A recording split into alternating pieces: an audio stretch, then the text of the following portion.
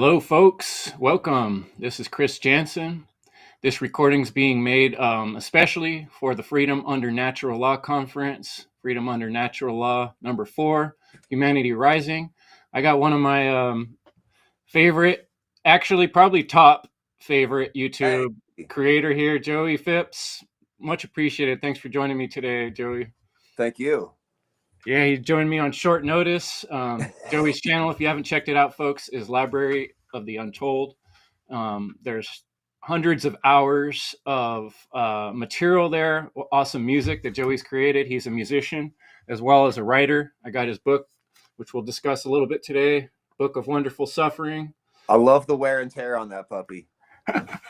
Yeah, it's been traveling with me everywhere. I told Joey I had a bunch of receipts shoved Yeah, in there from construction jobs, yeah, that I had to give to customers. But yeah, maybe you could start by just telling us a little bit about the creation of that book. What was the inspiration? How did you get pushed to do that? sure. I kind of started noticing early on that the more sacrifice that I put into my daily life contributed to better things tomorrow, and that led to me making the chart in the book. That's a very simple chart because it shows pleasure and sacrifice, and there's like that little cross section where it's like sacrifice now equals pleasure later, and pleasure now equals sacrifice later. Unfortunately, the second way that I just mentioned there, you don't get to choose your sacrifice. But if you choose there it is right there. Yeah, these dudes on it. But if you choose your sacrifice now, the fucking pleasure finds you later. So I wanted my son to know that above all.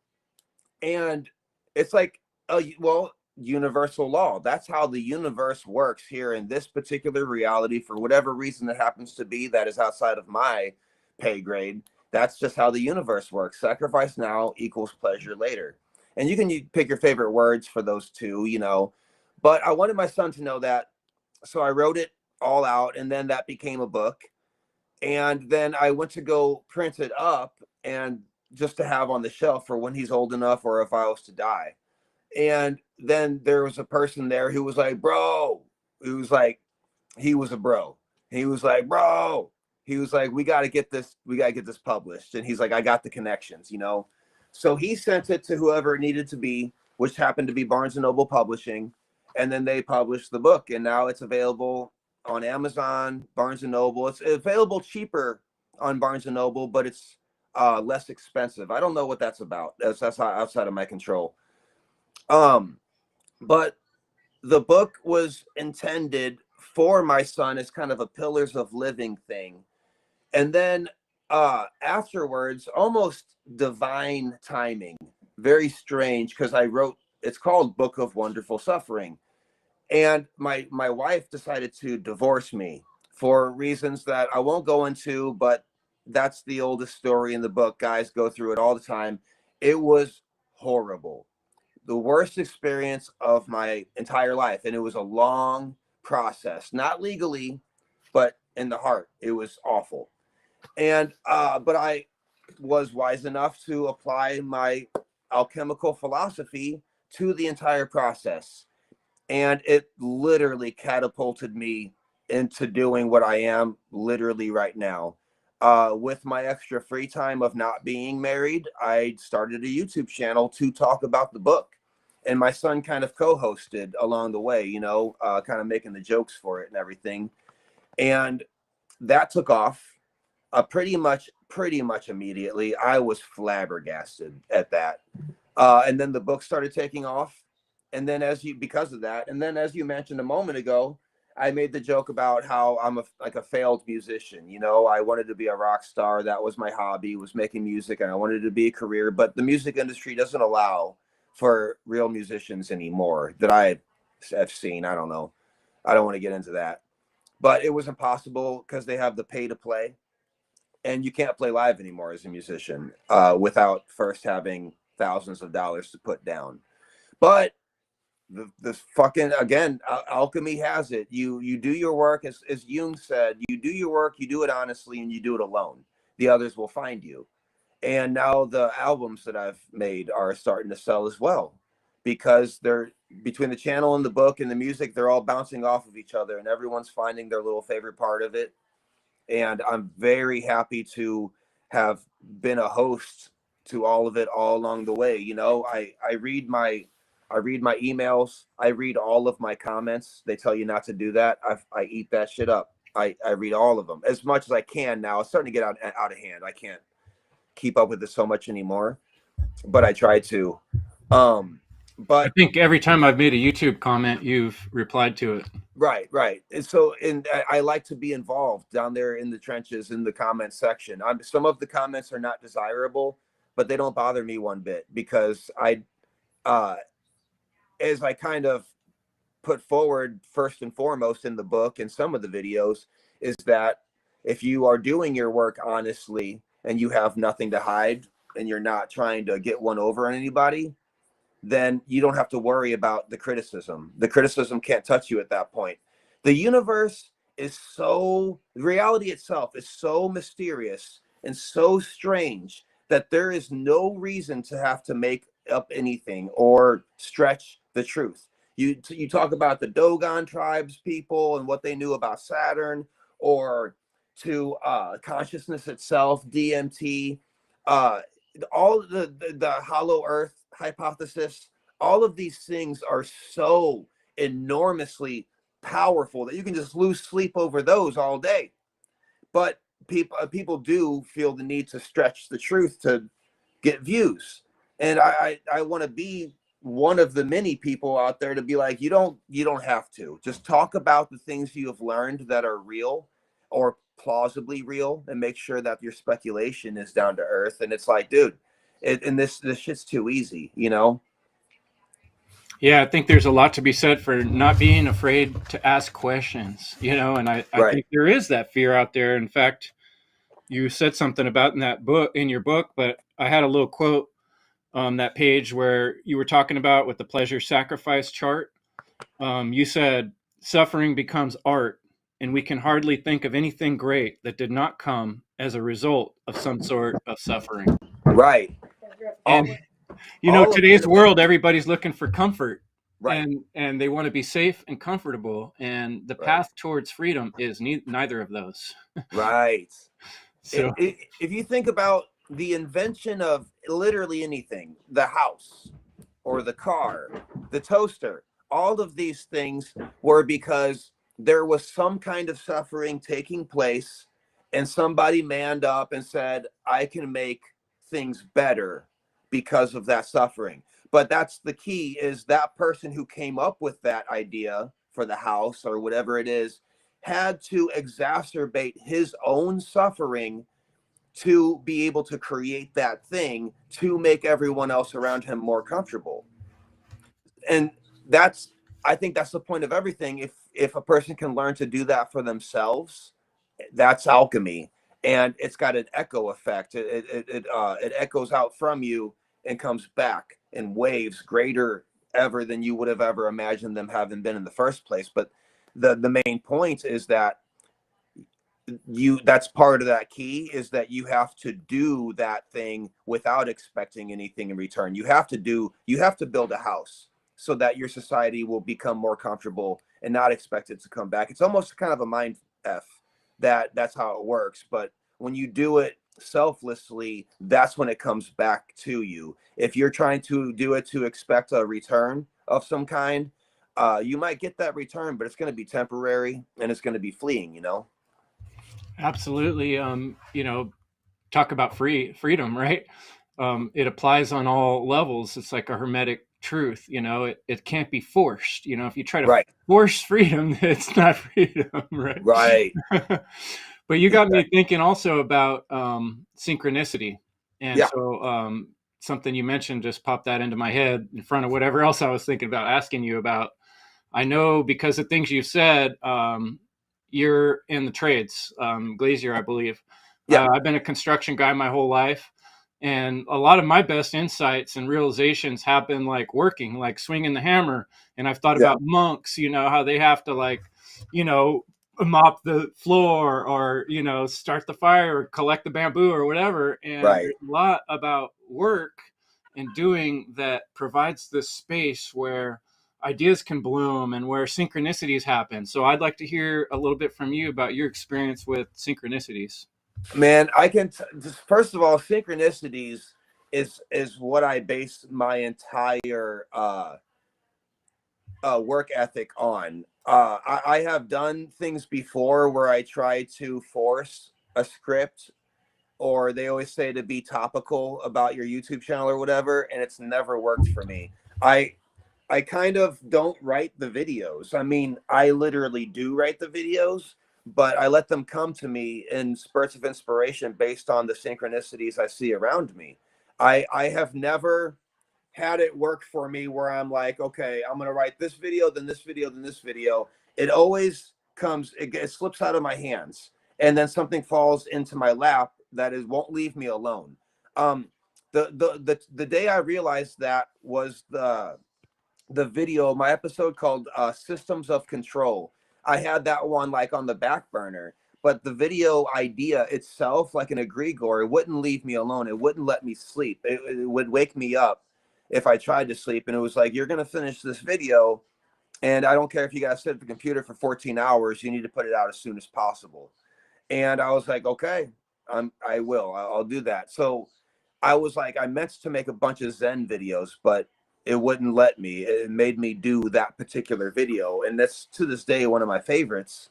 And I think the most effective video to help people realize the extent of their own freedom and what they are willing to put up with in the world around them. Uh, of course, the example that I kicked it off with was the gas station people who have to pay for their own drive offs, but that's, I guess you'd have to see the video or whatever. But it goes to show us that we will put up with a lot if an authority figure tells us that we have to, because it makes it seem like it's normal. It's something we have to de-normalize. But as far as I've had weird synchronicities, dude. The day that my biggest video went ape shit viral was the day that I got laid off from the shop that I was working at. Uh, I was I was building a wall downstairs in my daughter's room to help insulate it from the bathroom, and I was listening to YouTube per usual, and then my voice came on. I was like, why did my video just come up in the algorithm? And I looked at it and I realized that it exploded. And I was like, wow, and then I got a call from my boss saying I was laid off. And I didn't connect that at the time, but that was interesting. But you know how the trades work for anybody listening out there, because you get laid off from a shop doesn't matter. You just go to the next shop. So I have a union card so I can work wherever, and bid my own work and stuff. So I went, of course, I went back to work. And for example, I was doing mirrors in this like rich person's house or whatever. And I did the mirrors to a T, the way textbook and all, as per usual. And those mirrors fell off the wall and broke on the ground after I left, after I completed the job. And there was nothing that could be found wrong that was done.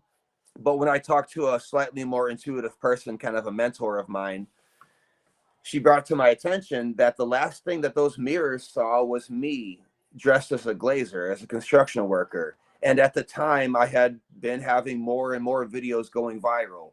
That is one of many examples of these synchronicities that are not tiny anymore. They're shoving me out of the working world and quite literally making me write more essays and papers that become scripts, that become videos. And I can't avoid it anymore. The last time I took off work was meant to be a 2-week vacation to kind of get caught up with YouTube. And I have not been back ever since. And it's been 6 months. And every time I'm about to go back to work to get caught up on bills, something goes viral, and it puts the money back where it needs to be. Never in any case where I'm making a lot of money, but always in a case where it just fills out whatever bill I have that I'm worried about, just enough for me to be like, okay, fine, I'll keep writing. And a lot of people will use the term coincidence hearing those stories. I haven't told you all the stories. I don't have time to tell all the stories, but it's no longer coincidences for me. I can't ignore it. It won't leave me alone. And in a way, it's kind of a burden, but in a good way. It's almost like a coach that won't let you quit no matter how tired you get and how burnt out you get. And I can't believe I'm one of the few YouTubers out there who, if I do get burnt out, I'll lay out on the couch and I'll just scroll through the YouTube comments, and it just lights a fire under my ass. It inspires me. Everyone is so absolutely kind. I cannot find any other channels like that. That are, I mean, that are Rare, of for sure. sizability, right? If you read the comments on Y Files, for example, one of my favorite channels, I know a lot of people, he gets a lot of hate. It's one of my favorite channels. He's a debunker, but I like him. Um, and his comments are heinous. Oh, they're out to get him. Why? It's like, why are you even watching? And I read my comments, and it fucking butters me up, dude. And I can't believe that I've been in a position to touch this many lives. I don't know. There's people, when someone comments that they quit doing heroin because they learned the art of sacrifice and alchemy, dude, I'm getting up. Wow. I'm ready to write another one, dude, because that's amazing to me. You know, I can literally feel the authenticity pouring in through the individual comments. People all the time are like, I've never commented before, but you need to know this, and I eat that shit up, dude. It's Well, fantastic. you have a good way of coming across super authentic and genuine, humble in your Right? videos. You know, your son pops in or the cat pops in, and you're just Yeah. like, you know, I you're like it to real. You feel know, like I think you're in people my like house that. having coffee. Yeah, it's sweet. You know, another thing I like is that you use like the universe. I tend to use that term too. When we say God, it gets kind of Right. conflated with people that have been through religions, or people have ideas of what religions are that are Right. often misconstrued anyway. But the universe is kind of like, sometimes I say the great all. Yes. And what I mean by that is that, you know, there is some intelligence. You know, what you were saying is making me think about like the Kybalion, you know, and there is no chance. You know, it's correspondence of things Right. meeting up. In the world is a mirror within a mirror within a mirror. Then that makes perfect sense.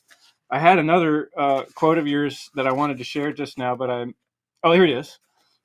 You said, "This can be seen as parallel to temporarily shutting off the ego and forgetting who we thought we were in order to pursue the deepest kind of love that exists. That love Damn. being the unity with the primordial first cause that itself seems to be only love."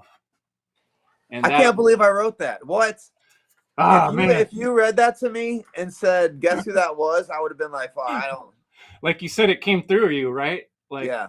most of the time things are discovered, you know, Right. and where do these ideas come from, right? The great Right. all. I was, yeah, and I was I was having withdrawals at the time that I wrote that. A lot of people don't realize that. One of my biggest videos, The Dark Night of the Soul, I think it's called Resurrection While Alive. While filming, writing, filming, editing that video, I was having heavy withdrawals, Mm, and it was very, very painful. And that was my way of coping with coping, that right? pain. And that's, I think, where the authenticity comes from, is that I'm not going to fake it and be like, oh, I've got to figure it out and now I'm going to pass this on to you. Anyone who says that, I'm kind of sketchy of. Absolutely. But I am willing to say that I'm suffering terribly. You know, I'm a recovering alcoholic, and and there's a lot of things that just hurt my heart on a daily basis, and it's I have to not avoid it, and the best way to not avoid it is to film it and show it to everyone. And it seems to work for me, and it works for everyone else. I mean, it might not work for everybody, but that's kind of the point of individuation, is that if you're open about it and you do the work that hurts, it will the repercussions will find you. That you mentioned correspondence, cause and effect is going to find you. I don't know what it is, the Hmm. all, and I don't know who programmed it. I don't know why it works the way it does. All I see is that it is. Well, we want that answer on the next video, Joey. Get on it, man. No, Well, I speaking of noticed. which, Go ahead. it's there on the next video. It's going to be called Ring Makers, Custodians of Reality, and it's gonna it was meant to be one of the more unhinged videos, because I read Ring Makers of Saturn by Norman Berggren, and it was on the back burner for a long time. But then I found out his street cred and where he came from. I mentioned to you that a bit before, and as I went down that road, from unexpectedly from, oh my God, I think that there's these tubes that are spraying rings into place on the planet Saturn, and they photographed this happening. As crazy as that is, we can see that happening. As I went down that road, I started finding more and more speculative evidence that they might be a form of maintenance, and reality might be a transmission sent here from Saturn. The way that we view biologically view reality is set into place against our DNA, which is meant for so much more. It seems as if Oh, Saturn, the electromagnetic power of Saturn, like a satellite dish, is transmitted through the moon onto Earth and into us in such a way that we are experiencing reality the way we are. It would be impossible to go into all of it right now, but I break it all down in the video. And that video was a journey on its own. It meant to be a 20-minute video about aliens, and it turned into a custodians of reality, and whatever is up there might be responsible for the way we experience reality for whatever reason that we are specifically not supposed to know. That's what drives me crazy. But yeah. The things that are hidden, and why? Why are they hidden? right, Why are these things? And like you were saying, reality is stranger than fiction. Over and over, we keep seeing this yeah, repeated, right? right, Another thing that you said that struck off in me is you were talking about the process of alchemy, and I was thinking something I've kind of realized is, they put alchemy in like a 7-step process. right, We have oh, 7 chakras, right, and oh, then also psychologists, when you go through something like you're describing, um, they have a 7-step process of dealing with death, for instance. You know what I right, mean? And right, these all kind of symbolize this process we have to go through, this difficult process, whether it be to learn things or to build things, uh, right, to deal with the reality we're in. There seems to be some consistency to this suffering, right. frustrating part, hard work.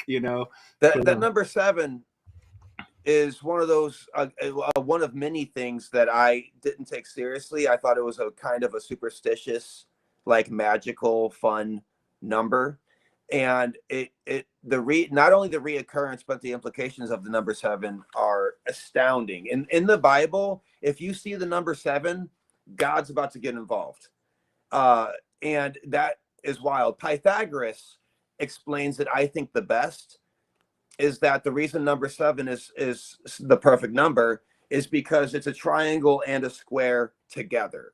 So as you know, the triangle has always been, to our ancients and today, it's the first shape. Nothing exists until the triangle does first. Before the triangle, you just have a set of two lines.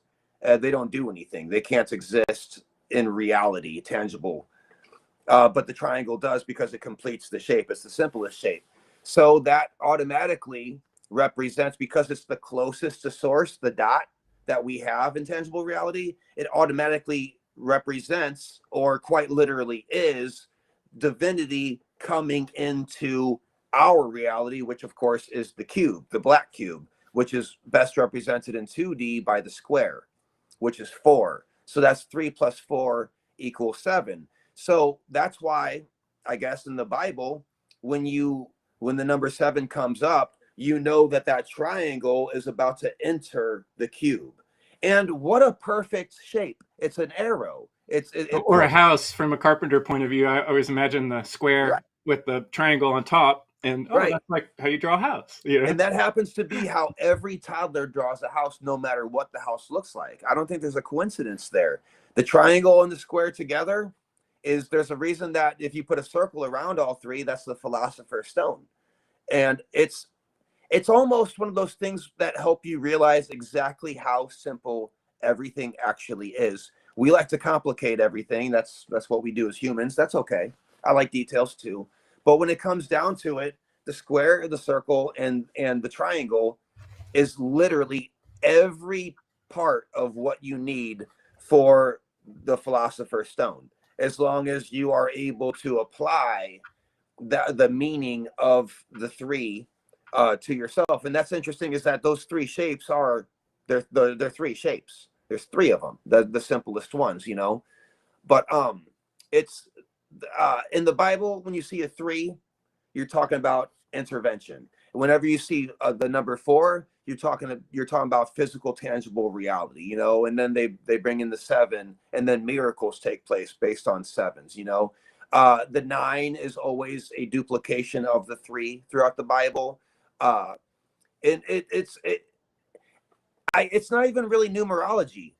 It's closer to that little game where the kids take the shape and they put it into the little block, into the little, it's closer to that than it is numerology. That's how simple it is. And then music, of course, is also those various shapes applied to sound. It applies to everything. As above, so below. Those shapes are the foundation of everything we have. If we were to open up this technology that we're talking through right now and break down the computer chips, you're going to find those shapes and put and organized in this particular ways that make this possible. You know, the seven simple machines that we use on a daily basis in construction are variations of those shapes. So to say that it doesn't apply to psychologically to our lives would be ridiculous, because it applies to everything else. Yeah, man. And those grinders with the sanding wheel with the battery on it, boy, that's a tool right there, man. We needed that 20 years ago. Yeah. No, that's beautiful. And, you know, it's really timely that you said things the way you did, because I've been doing on my End Evil podcast a series like 10, 15 episodes on symbolism. Mm-hmm. And I've been talking a lot about the importance of studying symbols as a bridge for us to be able to look at bigger things. And I think it's one of Yes. the things we're lacking in modern culture, is the ability to, it's sort of a feminine aspect of our dual nature, the ability to not only be logical, but to be intuitive. And so I Right. thought, you know, you're the perfect person to talk a little bit about the importance of symbology and why we need to study symbols. That's perfect. I think the first example that comes to mind would be like the human anatomy. The body itself is so complex that it's difficult for anyone to understand without becoming a physician. Whereas symbols, as if you have like Manly P. Hall has a book called uh, "The Grand Symbol of the Mysteries: Essays on Occult Anatomy," and he goes into the ancient peoples. This is huge in Egypt. Whenever you see like a ram that's accompanied by you know, those pillars coming down or whatever, a lot of the times those symbols are either the brain, or maybe they are the ovaries or whatever. But that's how they communicated without complex scientific jargon back in the day. Was they used symbols like the ram and whatnot. And now when it comes to maybe less complex things, I recommend this for anybody, and don't let it fool you. So this is Carl Jung, and the book is called Dreams. Anybody would be fast to think that this is some kind of like woo woo dream interpretation book. It is not. What he means by dreams is quite literally the psyche of mankind as a whole, the entire collected consciousness of mankind, and how we see reality since the beginning. Number one, this book is so profusely illustrated from beginning to end that it makes it an absolute esoteric must have. Because Carl Jung has a tendency of being kind of so abstract that it's difficult to comprehend.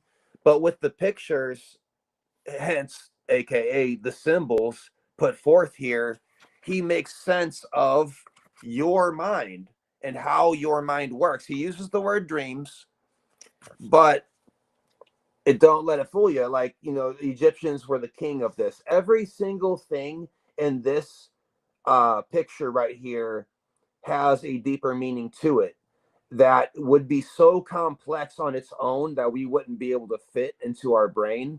But the Egyptians were, I think, the first of many to make things extremely simple, especially in such a way that it applies to you personally. If you read scientific jargon, it's cold because it doesn't apply to you. It's telling you what the objective world is doing around you. Whereas this is scientific as well, but it is open to your interpretation of what seems to be happening. The person who drew it, of course, has their own interpretation, but much like a System of a Down song, the lyrics of which don't have a specific meaning. It's whatever strikes you as it's meant to be.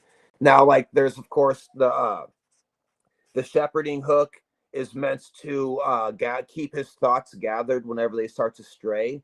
He might be having vengeful thoughts or whatever, so he uses that shepherding hook to bring his thoughts back into his control, which is, of course, is not literally happening. It's a symbol. And then you've got his whip right here, which is his discipline to do so in the first place. Seems almost Sado if you think about it literally, but as a symbol, he's able to whip himself using the sheer discipline of the self in order to keep his own thoughts shepherded. Whip himself into shape. Right, whip himself, exactly, right. And then the vulture is here, and it's going to bring death eventually. So no matter how serious you take all of these things about keeping yourself in line, you're doing it for the greater good, because you know it doesn't matter in the very end, because eventually you'll be leaving this flesh and you'll be going elsewhere. And I mean, shit, I could go on with this book alone, but it's not just Egypt. Alchemical plates, for example. Everything in this picture means something very specific, and not only specific, but is literally tuned to you. And by looking at these pictures and these symbols, you are reading a language that is not only literal, but helps the reader know what to do. One of my favorites, I use this all the time, is it's a graceful swan. It's a white, beautiful, graceful swan. But this isn't in color, but there's blood everywhere.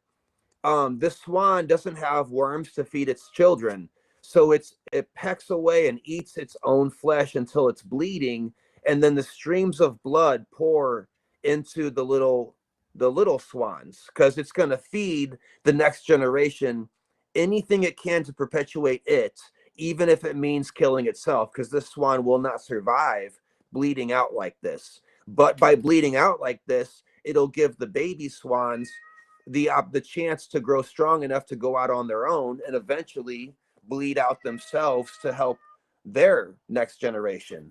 I mean, I gotta let this cat That's out. the sacrifice, right?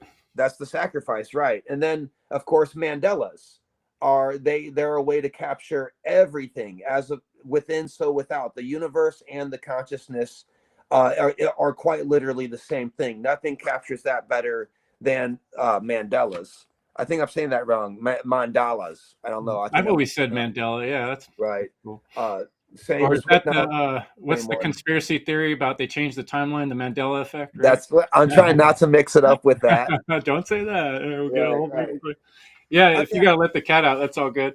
I should know your cat's name by now. yeah, right. That's Shows Paul up. right now. He's a tough Oh, you got a tough couple. cat. Yeah. He likes to go outside. This one is great because it's very simple. It shows the smoke coming from the sacrifice is a single thing until it reaches duality. The That's a very duality, feminine looking image and too, right? exactly, right, right. And look what's coming from that femininity right there is a flower. The flower of life. Right. And then it unifies back before it goes up into the heavens or into the ether or whatever your favorite word for it is. It unifies into one thing up there. And as you can see his gesture right there, he can relax now that he's done the work, you know. But and then of course you got the classic, the Philosopher's Stone, which Oh captures yes. all of it in its most With simplistic form. the compass. Yeah, Our friend Nate Cap, he has a website called cubbyhole.com, and I yeah, did a week last week an interview with him. You would love his work because he takes apart all the Freemasonry, and he'll get out the tracing board and yeah. explain, each image in the tracing board, and each one has so much depth of meaning. There goes the cat. Yeah, each one has so much depth within it, and I've often wondered, you know, there's a story in the Bible about the Tower of Babel, and when our last conversation got me thinking about that, how in a lot of ways our modern language confounds our ability to communicate. Like pictures and images are, or metaphors and stories are a more powerful way Yeah. to share information, but our minds have to be capable of doing that processing, and I think we've been dumbed down. Yes, and those two examples are perfect because first of all, the square and the compass of the Mason symbols. If anyone not familiar or whatever, I know it's a very common symbol, right? But the square, we just talked about the triangle, the circle, and the square. And that's literally what's going on here. Is the square represents physical reality, and the compass represents the circle, which is spiritual realities, right? And then of course you put the two together and you get this triangle right here. The triangle is not evil. It's not an all-seeing eye. It's not evil. It's not. Some evil people have taken that symbol and used it for themselves. It doesn't make the symbol evil. It doesn't make the Freemasons evil. Freemasons are the most generous organization the earth has ever seen. Unfortunately, some people like to use their skills for their own agendas, making it therefore usurped into evil. But yeah, the idea of squaring the circle in those three shapes are, there's not a better simplistic symbol for it than that. And the Freemasons knew exactly what that was. At least the old school ones did. I know that nowadays just about anybody can walk down the street and go join the Freemasons or whatever. I don't know how that happened, but everyone likes to brag about it. It's really annoying. Um, but and the second thing you talked about, the Tower of Babel, that goes right into what we were talking about how symbols can help explain the human anatomy, especially the subatomic things that we can't see. Therefore, we can't describe without the jargon in the first place. If you ask me, every picture I've seen of the Tower of Babel is a spiral, and it goes up into space, into the heavens, just like the cosmic serpent of the shamans talk about, the two serpents entwined that come up and they go right up into the sky.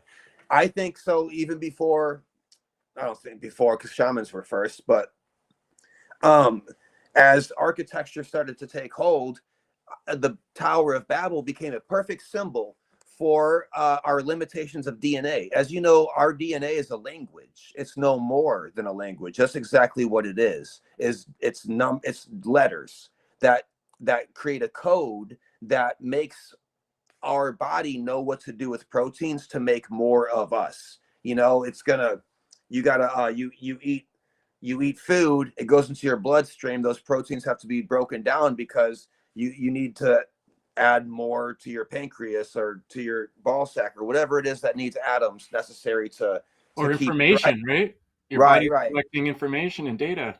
Information. It takes the proteins and it codes the proteins so that your body knows what to do. We still don't know how it works, but once upon a time, according to the Yuga cycles, the DNA, all that junk DNA used to be on, and we were telepathic and we had power over our immune system. I mean, all the stuff that Wim Hof does now and teaches, our DNA used to be popping. It used to be all 12 strands. I was on board, the 46 and 2 chromosomes. The Tower of Babel tells the story of people building this tower, and then the languages got mixed up and this spiral had to stop.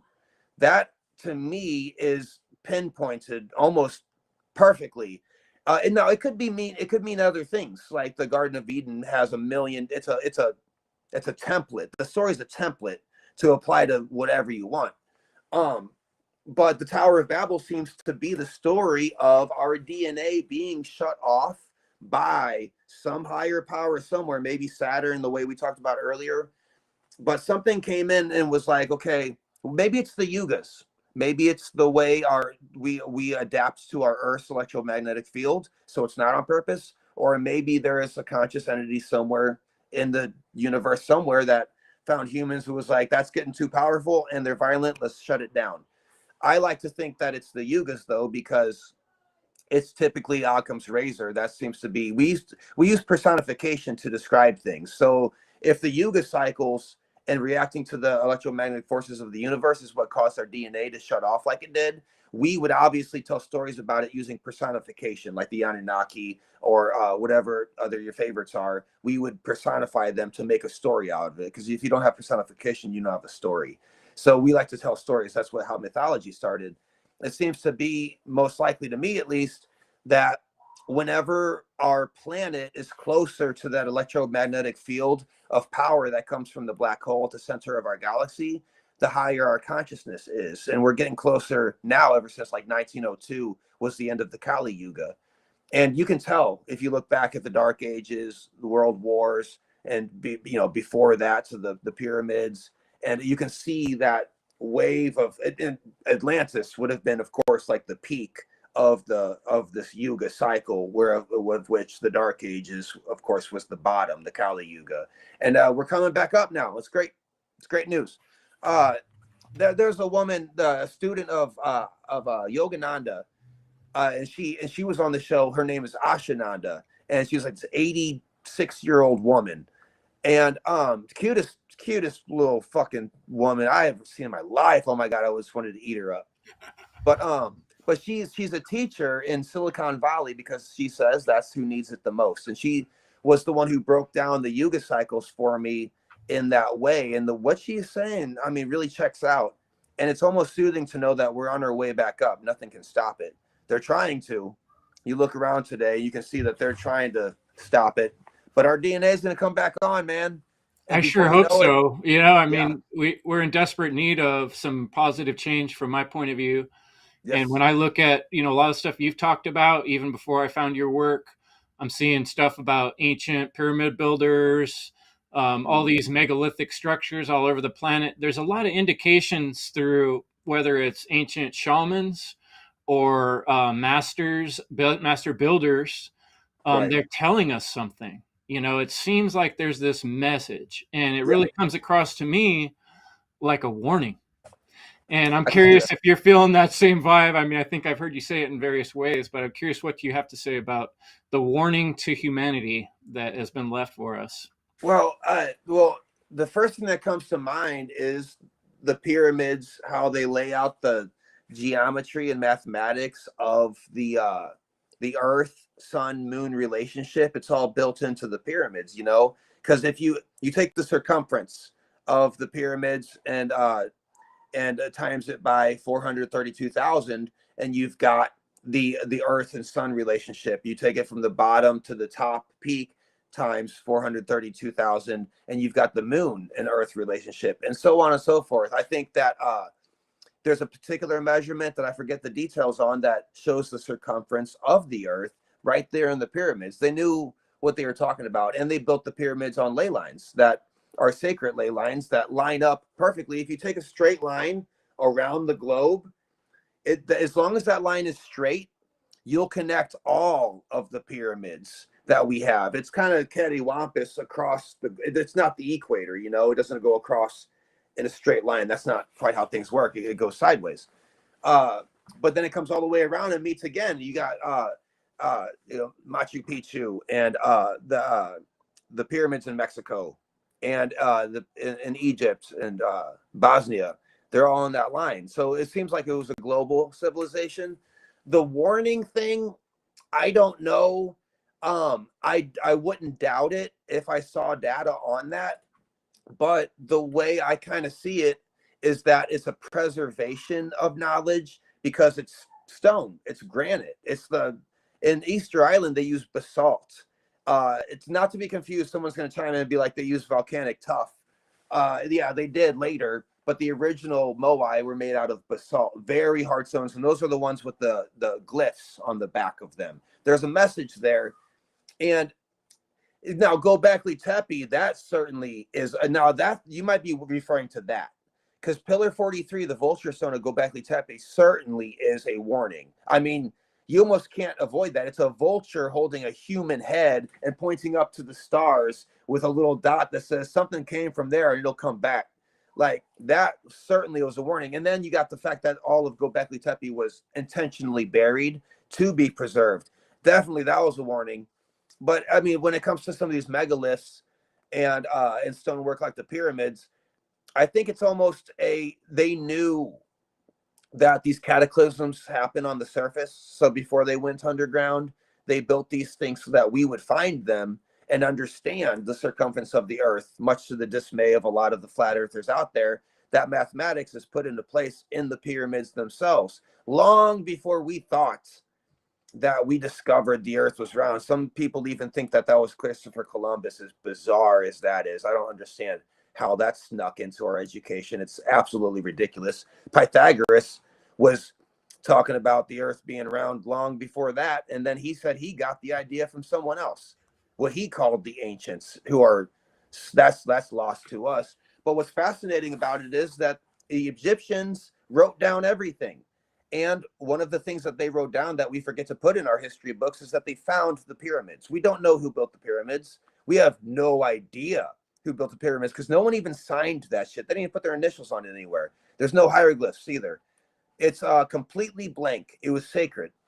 And they say, we found these. We don't know who built them, but they were ancient even to us. If you think about pre-dynastic Egypt going back possibly well over 7,000 to 12,000 years ago, dates are debatable, but at least 7,000 years ago. And to think that the Egyptians themselves, pre-dynastic guys, were talking about, we found these and we don't know who built them. That's frightening.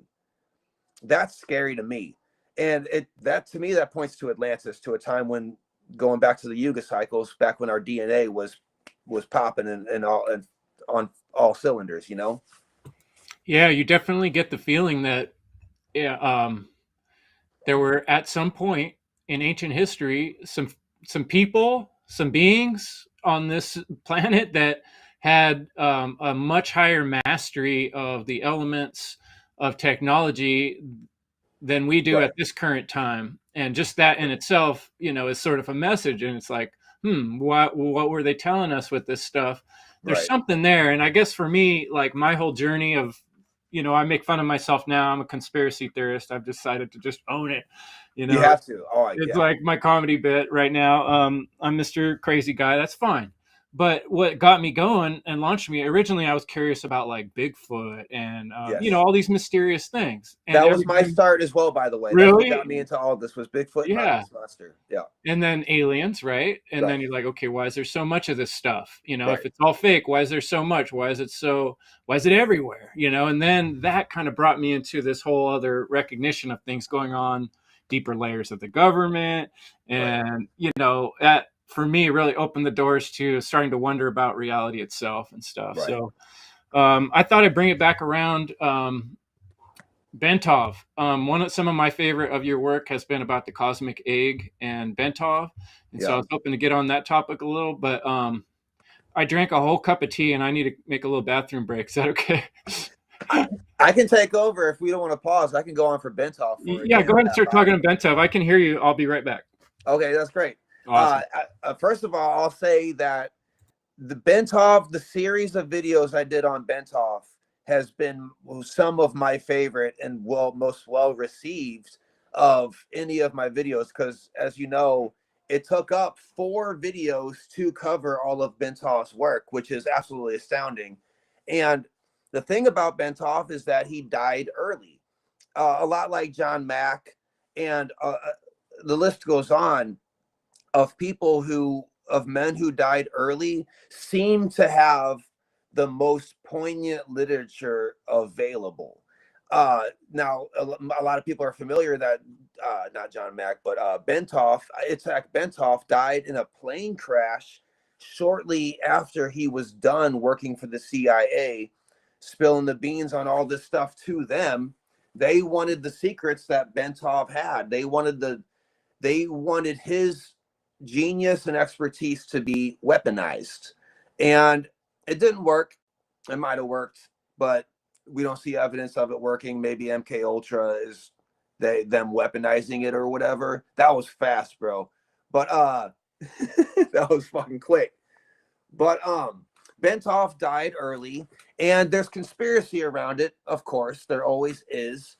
But it is fishy that he's got that wealth of information that he was employed by the CIA to uncover and to work on and to detail and to get fleshed out for the CIA. And then after they were done with him and he decided to share this same information with the public, he happened to die in a plane crash. I'm not saying anything's fishy, but some people might find that to be fishy. The same exact thing with John Mack, except he didn't work for the CIA. John Mack got big. He died getting hit by a drunk driver when walking to his hotel from a UFO conference. His family never prosecuted the drunk driver, and we never found out who the drunk driver was. Now that's weird. So he got hit by a car. They said it was a drunk driver, and the family's like, we ain't saying shit. To me, there is something going on there.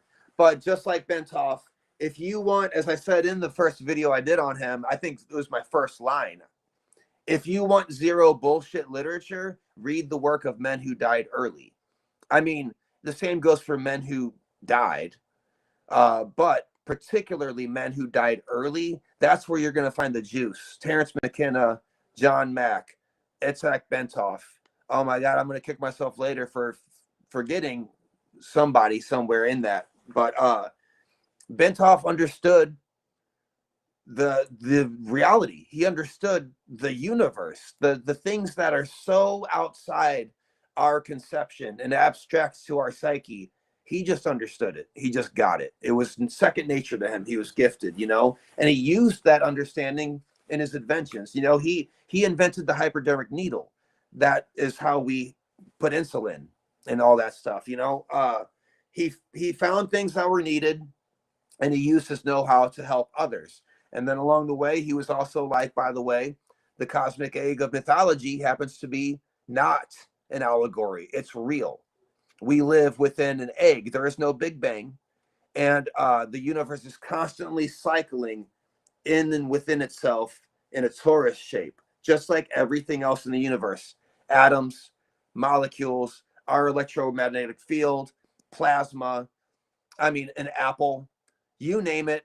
If it's alive, it's got it's got that torus shape involved in it somehow. So he explains that what we think is the Big Bang was the emerging from the center of that torus, and then matter as we know it goes around that egg shape and then back up into a great cosmic black hole. The black holes of which we're familiar with are just fractals of that. And that's when the universe, I guess, renews itself. It starts over. And in mythology, they called it the blood flood, which is amazing. That's a metal song waiting to happen, which I did. Yeah. I think, which one? The Cosmic Egg episode that we did ends with my song, The Blood Flood. I had to make it. I had to make it. Some people commented like, why do you got to be dark? And I was like, well, there's blood flood, it's what it is. Kind of calls for it, right? Calls. Yeah.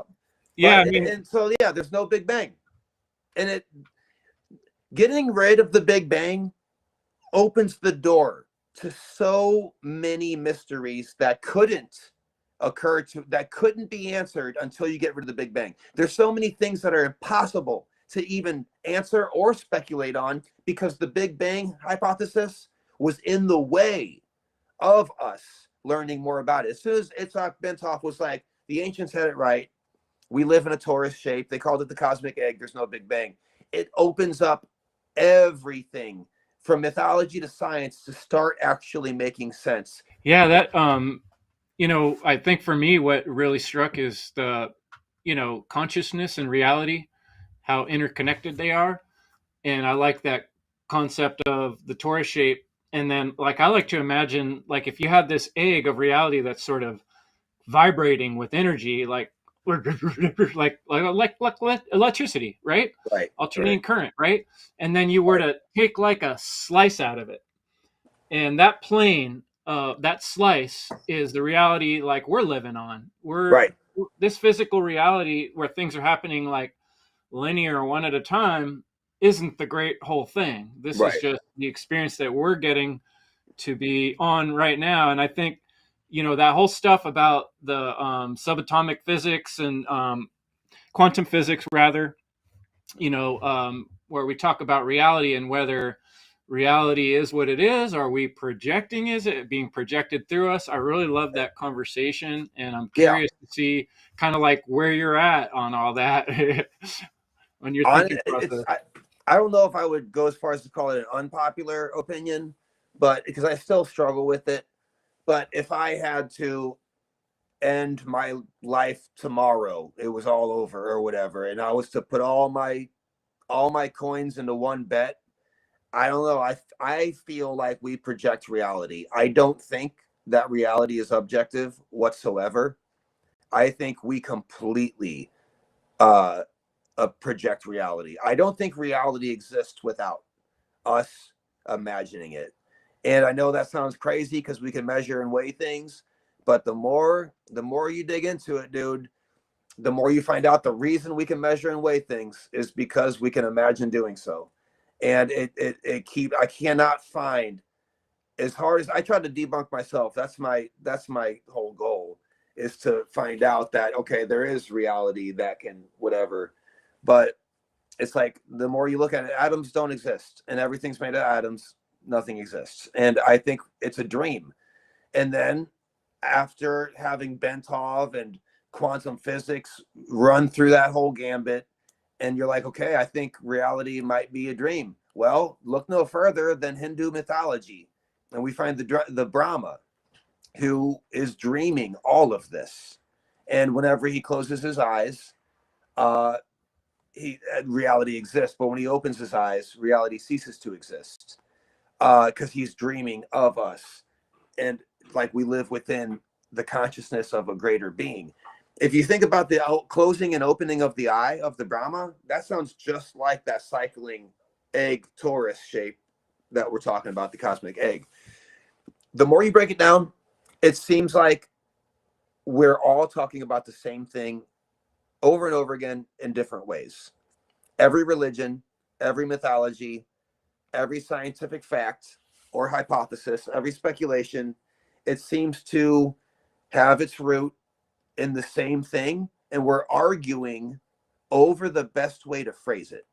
Is what it Hmm. seems like to me.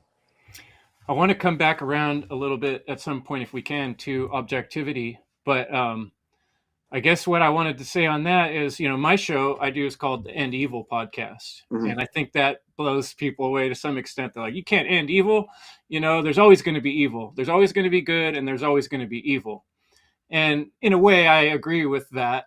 Like the yin yang, the different aspects of reality, there's always going to be light and dark, but in the sense that we're humans and we're living in human bodies, and Mm-hmm. I'm describing evil as forms of stealing from one another. Right. What I'm saying in my work, what I call great work, is we can be better.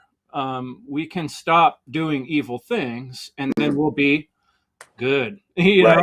And just like we can clean up a room, we can clean up our act as humanity, and that will open the door for a lot more happier, joyful lifestyles for everyone. And Right. so we do affect reality. And I guess the danger, I feel like, of saying um, reality is not objective is that people think, oh, well, then it doesn't matter. It's all just a dream or video game. I can do whatever I want. And there's no, responsibility, and it's not really my, you know what I'm saying? I You'll feel be like that's carrying that with you fear. So I'd over. like to see how you address that. Well, first of all, the whole we live in a simulation thing, so I can do whatever I want thing. Whenever you take that headset off on the other side over there, you're going to answer to all that shit. So be ready for that because it's going to be awful. you know but as far as the evil versus good thing, that should not be confused with duality, with dark and light. Those are different things. Universal law, going against universal law, is what evil is. technically speaking, there's no evil in the first place. We make it up because we steal from each other and we do harmful things to each other. That should not be confused with a lion eating a zebra. So like a lion eating a zebra is dark, but that is universal law. It's not evil. So you can end, evil can be ended. It can be done away with. We can go without it and still have duality, dark and light. It'll still be there. There's no separating that yin and yang.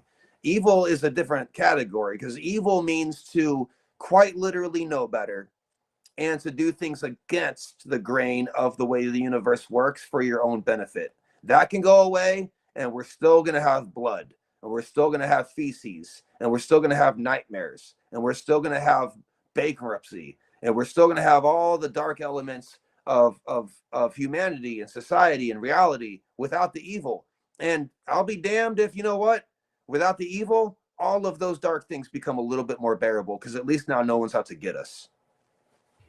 Absolutely. And I know that you, in many ways in your own life, have transcended challenges. And like you could probably look back at a certain point in your life and said, oh, I could have gone that route. But Right. no, I chose to read these books, hang out Right. with those people, and start putting my time and energy into this thing. Right. So I guess what it really comes down to is in every moment, we have this, what I call responsibility to the universe Right. to choose whether we're going to be part of the growth process or are we going to be part of the destruction process? Right. Right? Exactly. And that's, I mean, that's why let's not get so mad at the opposing political parties and the opposing whatever it is that is like on you, the other side of the fence, because they're necessary for you to have your own identity. In fact, if you already get rid of those guys, you're gonna create a subdivision within your own community. You know, it's like people talk about we have to get rid of the left or we have to get rid of the right or whatever, and then everything's going to be okay. They seem to be forgetting that if you have a room and you get rid of the left side of the room, guess what? Now your room has a new left side and you just created a smaller compartment to exist in. You're fucking yourself, you know? You got to embrace the people on the other side of whatever. I don't have any political affiliations. Everybody knows that. It's a huge distraction. It doesn't make any sense. But people like to use it to keep busy and have entertainment. People love Donald Trump. Everybody who hates Donald Trump loves him. They love giving him all of their energy and all of their attention, and they retweet about him and they make long comments about him, and they just love him more than any. They love him more than his fans do. And it's you have to realize that they're feeding that. One of the biggest reasons that their worst nightmare got elected is because they made sure he did by bitching about him endlessly, making him the most popular person on earth.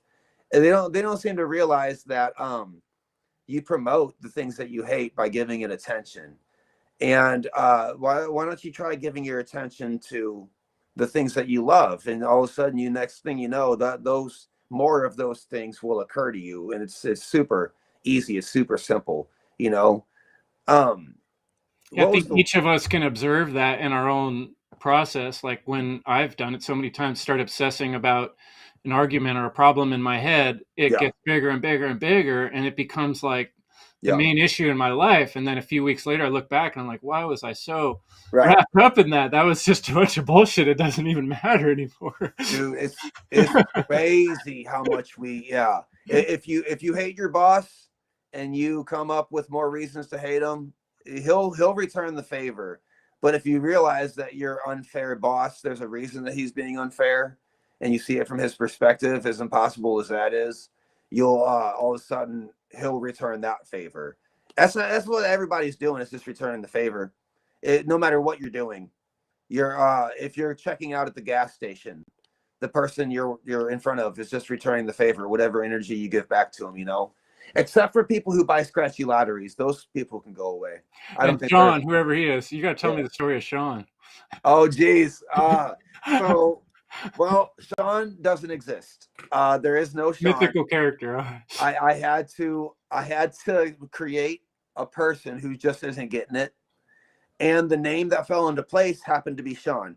because I saw a stand-up comedian. I like to go to comedy clubs and sit in the front row and get picked on. It's one of my favorite things to do, is to have a comedian just rip me a new ass. It's wonderful. It's like getting punched in the face. It really clears your head, you know? And one of the comedians once upon a time was talking about names. He was like, you know, you gotta get you a good Dave. If you can find a good Dave, not a David, but a Dave, you can always trust a good Dave. And I'm like looking at him, like, damn. Now I know a couple of Davids who ain't no good, but every Dave I've ever met will help me move furniture. They're always good. They got a truck. Yeah, Dave's right. got a truck. Dave's got a truck, dude. Dave's gonna, he ain't gonna lie to you. He's probably got a nothing boost strap too. Right. And then one of his little, he's like, have you ever met a Sean that you want to hang out with? And I was like, oh no. It depends on the spelling. So that's why I'm always careful to SHAWN. Those Seans. That's the one I use. That's my example. Oh So, no. I have a best friend, WN, and he's a good Sean, so I'll just let he's a you know. good It's Sean? not Right. 100%. He's a really good I'm Sean. gonna switch it to AUN then. There you All go. I know is it can't be the SEANs, because those guys are solid. They're all They're good. cool, huh? Yeah, they're cool. But no, it's, of course, that's being silly and talking about various names. You know, if you've ever met a Mandy, you know, she's going to give you an STD. Or if you have ever, I don't know, like if you date Vanessa, she's going to break your heart, you know. Or any guy whose name starts with a J, don't mess with him. He ain't no good. He's very selfish, okay? And I fall into that category. But it's just fun. But the name I happened to pick was Sean, and it stuck, and everybody loved it, and everybody likes to celebrate that. And even people comment whose name are Sean, they're like, hey man, what did I do wrong? I love the show. And they get the joke, you know, the same way as I get it whenever someone says that they're gonna go be creepy and have a Joe in the parking lot at some high school or whatever, and they mean Joe is a slang for masturbation. I get the joke, and you know, it's funny. That's why I changed my name to Joey, maybe. But Didn't want to be your average Joe, right? all right, well, there's so many Joes already. You got Rogan, you got Biden. Oh, right. There's already too many Joes for Joes. days. Right, and then I think it was Nico. Well, I called her Nico. Her name was Nicoracle. And then yeah, I've seen her in the Discord quite a bit. Right. So she's like my main go-to for anything episodes, Library of the Untold. She's very knowledgeable, and she's helped me quite a bit. So I called her Nico accidentally, and that caught on. She got stuck with it. And then she called me Joey, and then that stuck. So that next thing you know, everyone's got a nickname, and oops. Well, it's I guess in a way, Sean represents that aspect of life that, you know, there's always a problem, there's always an issue, there's always something Right. out there kind of haunting us, you know, and like you said, Yes. struggle is part of the process. And so I guess kind of the next thing I was going to ask you about, you know, to your take on this, like we find ourselves in this position with people, especially if you're like you or I, maybe earlier in our conspiratorial career, where we're trying to convince people or talk to people at the job site about, hey, did you hear about 9/11? You know, the tower just fell down, or these kind of things. And we get all this resistance, and people say like, oh, you're just being negative. Right. And Right. I think it's really important for people to understand why we have to why we have to have a dark night of the soul, why Yeah. we need to spend time looking at things that just seem negative on the Right. outside, and the darkness of this realm. Why is that so important? Well, I think that first of all, I mean, there's many reasons. The simplest one is because you're happy all the time. You have no idea what happiness is. It's the same with splitting that room into two, the left side and the right side, and you want to get rid of the left side. Now you just got a smaller room. The same thing goes with happiness and sadness. Those two words are really huge umbrella cover-all terms for all kinds of different sufferings and anxieties or whatever, because depression and anxiety are different. But just as a broad scope of things, if you don't have suffering, there's no way for you to compare anything else to it.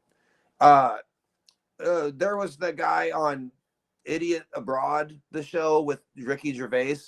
And he was like, happiness is like cake. If you eat it every day, you can get sick of it. You know, you'll get sick of being happy. And I have no idea, like, how much joy is in my life until I have an awful experience. That I have, dude. If you have a dark night of the soul, for example, and it's dark, for those who don't know, dark night of the soul is an experience in your life that is so bad that it erases your concept of what reality is and who you think you are in the first place. Everything that you thought you were, you thought you had a personality, it's all out the window. For me, that was a divorce. Being married for 20 years and having the person I love most in the world literally leave and be like, I'm done with you forever. That erased my personality because I thought I was a person up until that point. Turns out I'm not. And I'm going to hold on to that. It's important because now that I realize I'm not a person, and I realize that that amount of suffering is possible in the first place. Now, oh my God, I turn a knob in my kitchen and water comes out of it. What? You guys, how fucking lucky that is insane. That's amazing. It's raining outside and it's snowing. It's cold outside. But I got bed and a blanket and I got a heater. I can heat up my whole damn house for me and my whole damn family. And that's incredible. I how lucky in the scope of things are we to be in a time, the species in this time where we have water coming out of a faucet. It's poisoned, but it's great. It really comes in handy for washing yourself. Okay. It sucks that we have to drink it, but whatever. We'll get over it. All right. We don't have to bitch about everything, but we have toilets. What? Fucking amazing. All of a sudden, you go from bitching. You're like, oh, I'm lonely, or I'm heartbroken, or work is overwhelming, all this shit. And you realize that you have a toilet and you can just get rid of your own poop and pee immediately, like in one move. You're done with that. And you can go to the store. And when you go to the store, there's food on display for you to pick out and take home. What is that? Are you kidding? I don't have to chisel down a rock all day and then go into the wilderness and spend 2 weeks starving only to find an animal that will kill me back and then have to stab it in the damn throat over and over and over again while it's eating me back. And then I gotta drag it miles back to my family to be able to feed them. What an obnoxious amount. Other animals probably trying to steal it from you on the way. And then your victim, the saber-toothed cat's gonna fuck you up, dude. We can go to Kroger and all of that shit is on display waiting for us. And it's fresh and there's expiration dates on it. And now, okay, that's poison too. Whatever. But at what cost, right? Right. But but we take it home and we put it in the oven and we can eat. I am the luckiest son of a bitch in the universe that I've got these things. That's incredible to me. So the dark night of the soul is the catalyst that helps you realize that you are one lucky son of a bitch, because this is paradise by all means. They're trying to poison you along the way, but you'll have that, undo it, microdose, psilocybin, whatever, eat your lion's mane. But again, lion's mane mushroom and Reiki and cordyceps mushrooms are all available to you on the internet. You can order them. They will show up to your house in a mailbox, delivered to you. You don't have to go forage and gather those things anymore. They'll give them to you. They'll hand them to you. And they'll say, here you go, sir. What? We are the luckiest fucking people. I can't believe how lucky it is. If I want to learn about a subject, about who built the moon, I can, as ridiculous as that is, I can order a book and I can sit in my warm house with a nice cold glass of poison tap water and I enjoy myself learning about the moon. And we're fucking lucky. Without the dark night of the soul, I would have never realized that shit. I'd be washing my hands and be like, oh, fucking grumpy. If I gotta brush my teeth before I go to work, you get to brush your teeth. Shut up. It's fucking amazing, you know? But no, don't get me wrong. I'll complain about a lot. I complain all the time. Yeah, have you seen my after chats after the episodes? A little bit, yeah. I don't know how it happened. Those turned into a fucking just bitch fest for me. Billy Carson and Everyone needs some time to let it out too. yes, It's like this dual nature of reality. Like if you want yes, to do good, there's this other side of it where, like, you got to put food in your mouth, you got to shit it back out too. Like the yes, universe, the Taurus thing, it goes both ways. It's both like, ways.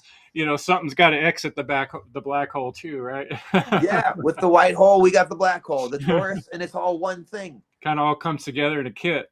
Yes, it's a kit, dude, and we're really lucky to have that kit. And it's, I don't know, that's what it takes. But also, so even besides all that, the suffering makes you stronger physiologically. I don't know if I said that word right, but Physiologically, yep, you got it. physiologically, whatever, right? You Nailed it. become stronger when you do things that are hard. When your body does things that when your body thinks it's What's gonna working die. out, but breaking your muscles a little bit over and over, right? Working out, lifting weights is breaking your muscles. Getting into cold water it makes your nervous system think you're going to die, so it starts creating red blood cells that you need. Doing things that are hard, the breathing exercises are they take up time, whatever, and meditation takes up time. But doing these things that are hard psychologically give you strength. So it's not just a comparison to realize how good you got it. It's also that your entire nervous system responds to things that are hard. You get smarter whenever you force yourself to read that paragraph 3 times. You're just not getting it because you realize you zone out every time you read it. But you make yourself focus on this Carl Jung paragraph that's just Do not your fitting eyebrows your like brain. this. Yeah, and those things, for example, like, I don't know, some not watching porn is a weird one specifically to bring up, but it's a fucking highway to happiness.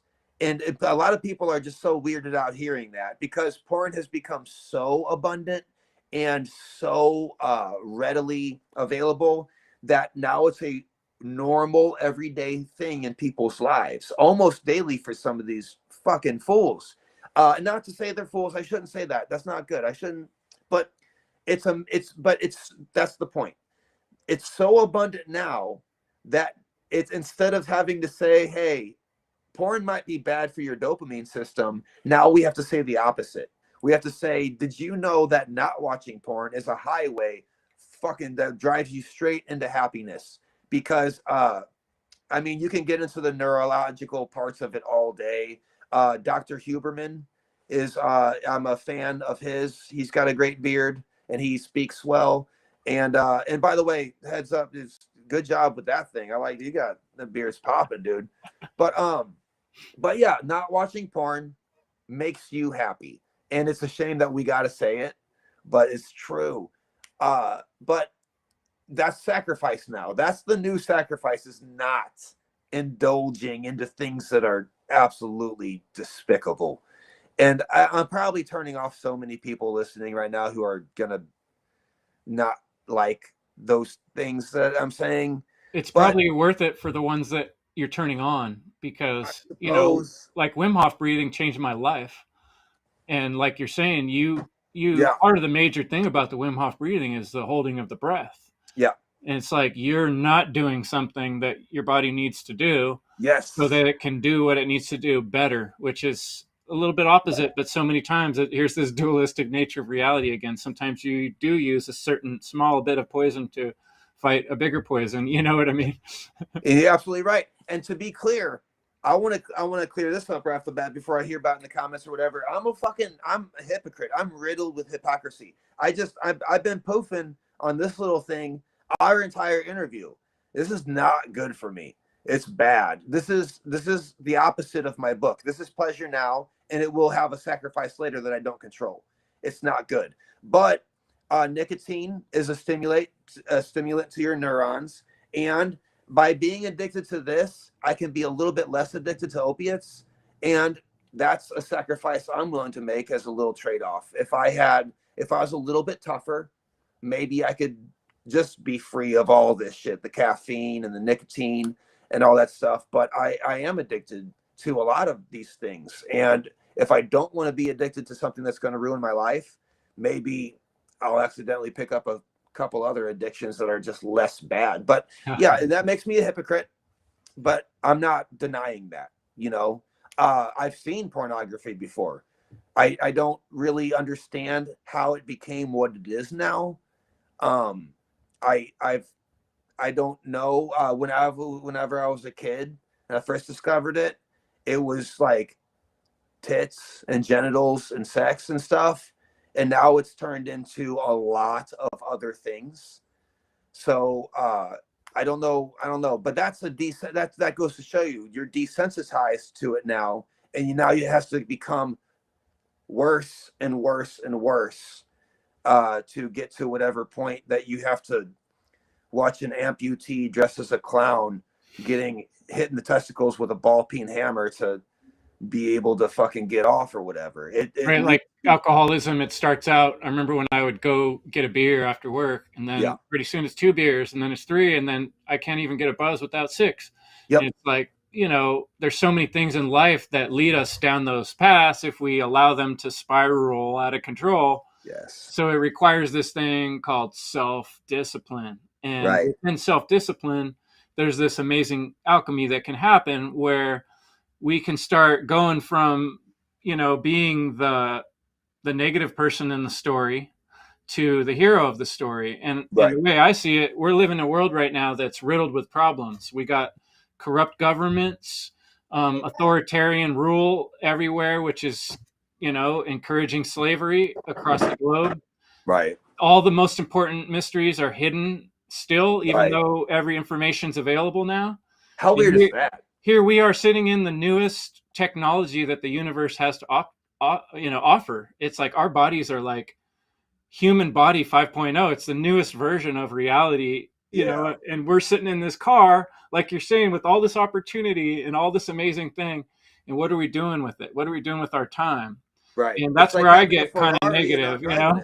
I think people need to do something more positive with their time. So I was going to kind of hope we could spend the last few minutes of our conversation, like maybe giving people some encouragement, hope, ideas, like we said, breathing, meditation, you know.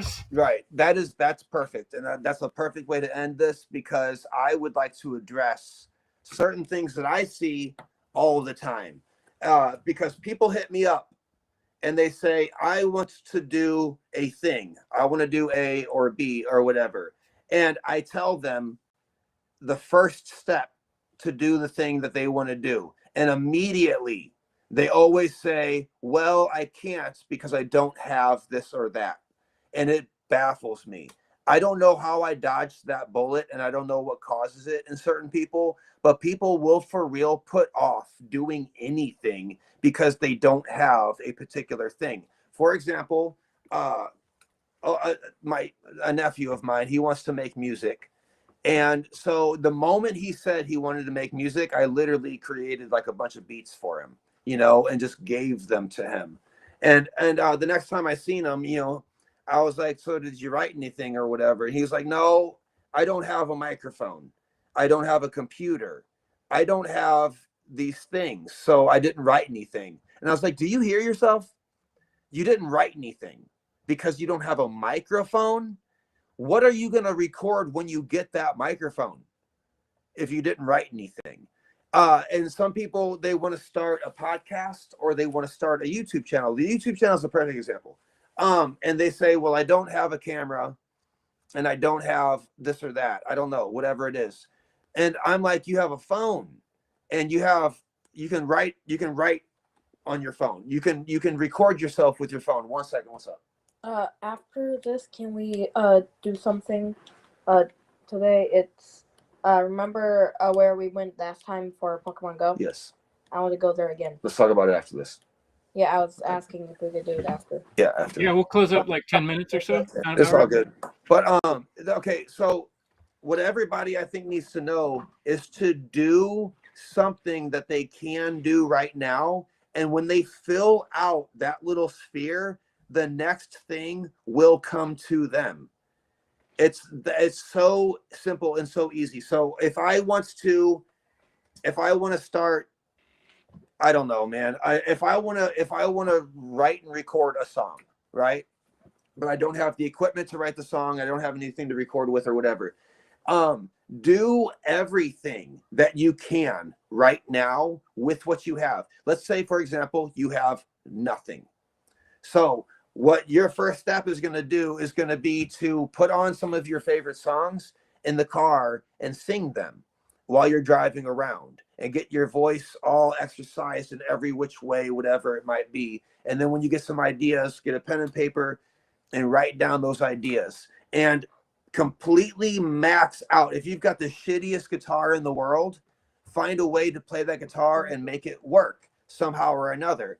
As soon as you have filled out that entire bubble of what is possible for you to do with what you've got, which is nothing, something will enter your sphere that will make the next step possible.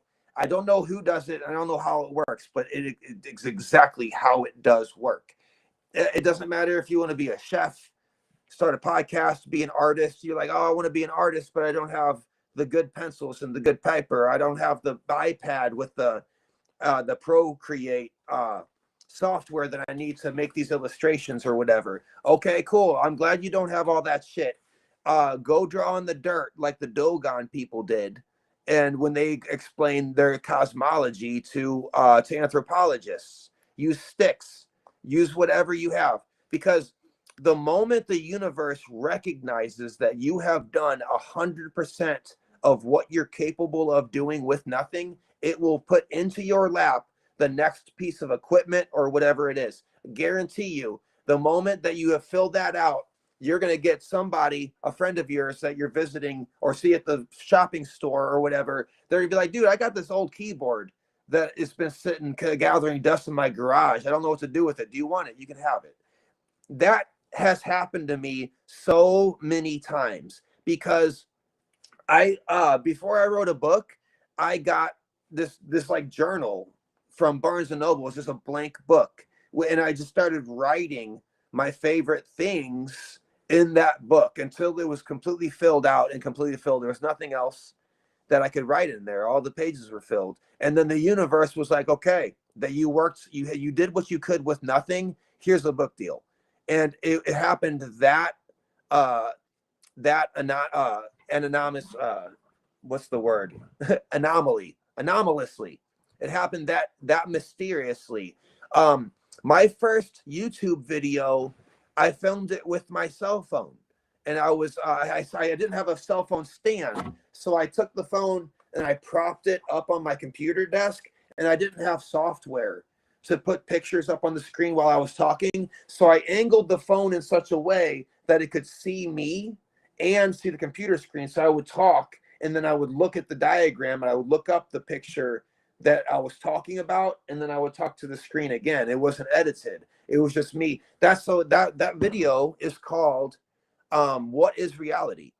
And it's my fucking cell phone propped up on something to so I could get this out there the best that I could. I knew I wanted to do something, and I knew I wanted to talk about the mysteries, and I had no idea where it was going to go, and I didn't know what it was going to happen. I didn't know if it would be a YouTube channel. I didn't know if it'd be like a Facebook meme page. I didn't know anything. So I recorded myself with a cell phone, and then once I was done recording it, I put it on the internet. I put it on Facebook. I put it on YouTube. I put it on whatever I had at the time. And then I did it again. And then somebody gave me like a camera and some like a light. They're like, I don't know what to do with this. So I used that, and that became the Zimbabwe UFO incident video. At that time, I didn't have audio. And then I mean, I did have audio, but I wasn't using it at that time. And then I got proper audio, and then I got Filmora, the software, because someone saw what I was doing. But that's the point. The thing I was doing with nothing caught someone's attention. Just one person who was enough to be like, dude, there's this software called Filmora, and it's really simple. Anyone can use it. It's drag and drop. And I was like, okay, I'll try that. They sent me their Filmora, and then I used Filmora to make a video called Hex of Saturn, and that one is going on 2 million views now. So do what you want to do with absolutely nothing, and the moment you can't go any further with it, the universe will give you the next thing. But it just wants you to get up off your ass, and it wants you to start, or else we have no. That's alchemy. That's the step they left out of that. The secret manifestation videos was you got to get off your ass and start doing stuff. Or you got to start taking steps, man. You know, just thinking about it and drawing it ain't going to do it. No, it ain't going to do it, dude. You can sit there and daydream all day, and that's great. But you're going to forget all the ideas you had because you didn't write them down or you didn't record them on anything. So the secret thing is neat and it's fun, but it's riddled with problems because it gives people an excuse to be lazy, and that's it. And everyone's so disappointed that it didn't work, and they're like, well, you didn't believe enough. No, you didn't suffer enough. That's the bottom line. You didn't suffer enough. That's all it is. That's a great slogan. We're about to close this up 10 minutes ago, though. My son is beckoning. I gotta go. Yeah, it's about that time. Say other company names because that gives them money from people who are gonna check out those companies, and then they get money. Hey, if Filmora is listening, give me a sponsorship. Maybe they could send us a few bucks, huh? Yeah, maybe if you do that, but don't just go out of nowhere and just say random companies. Real quick, for example, a friend of mine who is cool customer. He's an alcoholic.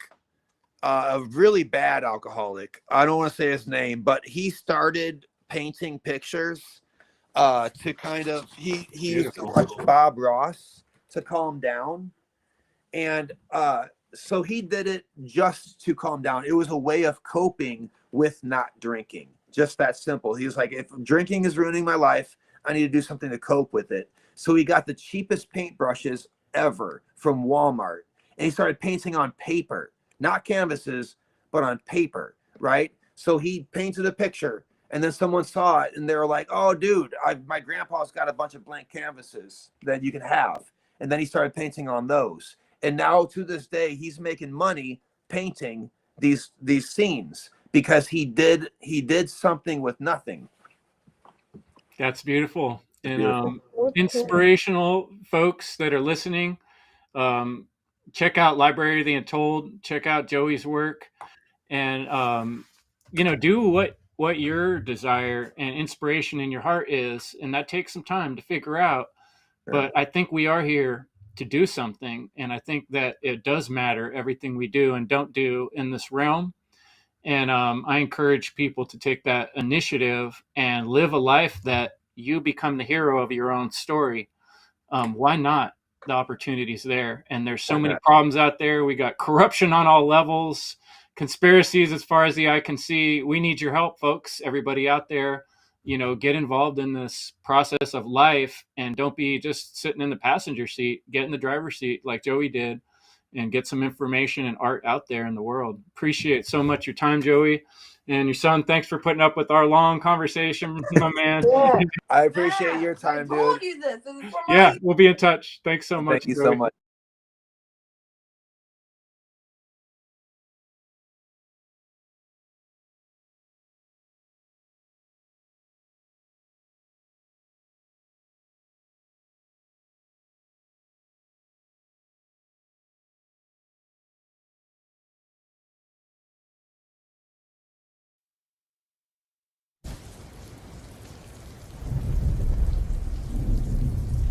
Hello, this is Chris Jansen.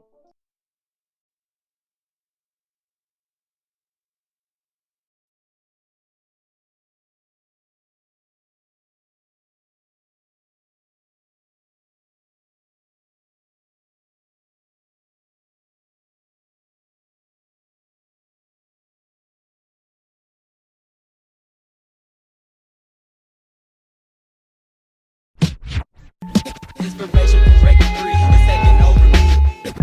Breaking free, inspiration, breaking free, it's taking over me. Inspiration, breaking free, it's taking over me.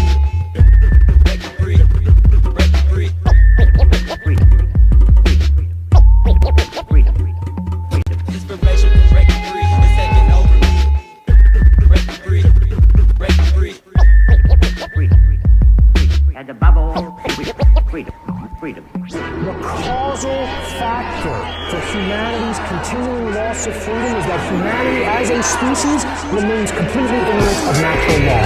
The revolution won't be televised. The media will still be selling lies to get your eyes off the uprising and keep you ill-advised. They felonize the truth and prison those who leak it. Demonize who speak it and confuse those who seek it. Get deceived with all the psyops they propagate to try to co-opt the way the movement's heading. Yeah, learn how they operate. They lock the gates on those who can see the exit and try to warn the rest. That's the name of the game, and it's plain it's all a test for the soul.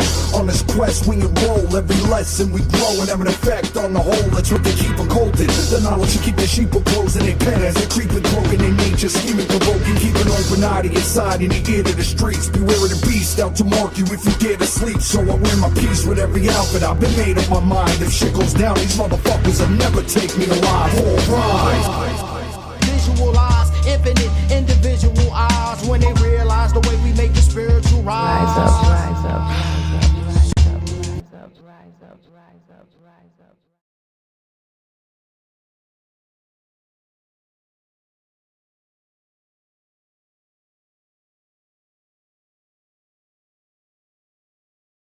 rise up.